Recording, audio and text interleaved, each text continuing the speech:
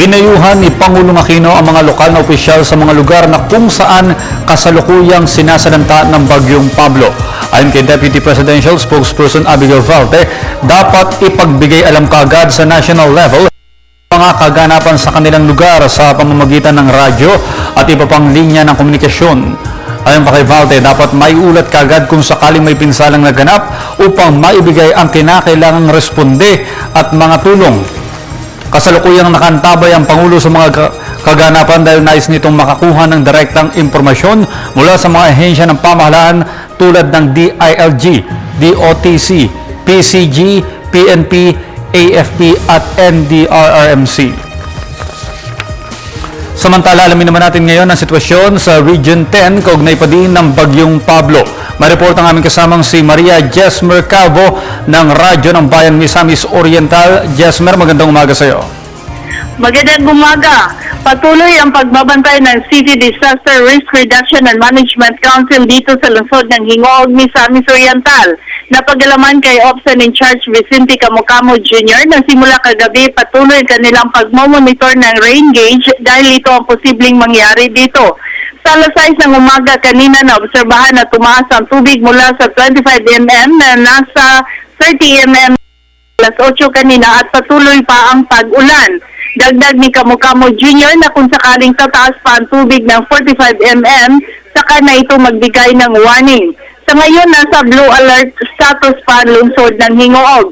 Sa paghahanda ng option dito, makikita natin ang mga malalaki at mabibigat na mga ekipo at mga rubber boats na handang-handa ma-deploy kung sakali man. Sa ngayon, patuloy ang pag-monitor sa mga tubig, ilog mula sa barangay ng Kahulugan, Pilagahan at Udyungan. Nakahanda na rin ang mga evacuation centers na makikita sa lungsod ng Hingoog, ang Formation Center ng Santa Rita Parish, dalawang malalaking mga paralang pampubliko at automatic na maging evacuation centers, ang mga barangay hall at naging second option pa ang malaking building ng Balay Mindanao. Sa mga paralan mula sa elementary hanggang college, walang pasok sa araw na ito base sa order ng aming alkalde, Rose Dilaragingo na kahapon. Sa mga oras na ito, may ilang ilog na ng lungsod ang tumaas ang level ng tubig na siyang minonitor ng City Disaster Risk Reduction Council.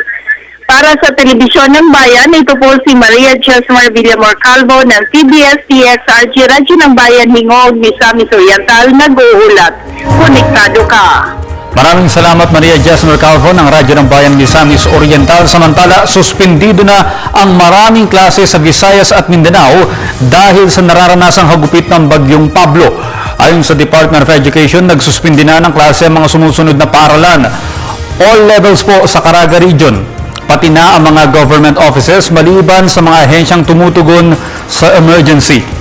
Wala na rin pasok sa Bukidnon, Cebu City at public school naman sa Mandaue City. Ipinaalala naman ng DepEd na walang pasok ang mga preschool students na kung saan ay nakataas ang signal number 1, habang wala namang pasok mula preschool hanggang high school ang mga lugar na nakataas ang signal number 2. At pag signal number 3, lahat ng antas ay walang pasok. Samantala may direksyon naman ang mga local government agency na magdesisyon kung kakanselahin nila ang pasok.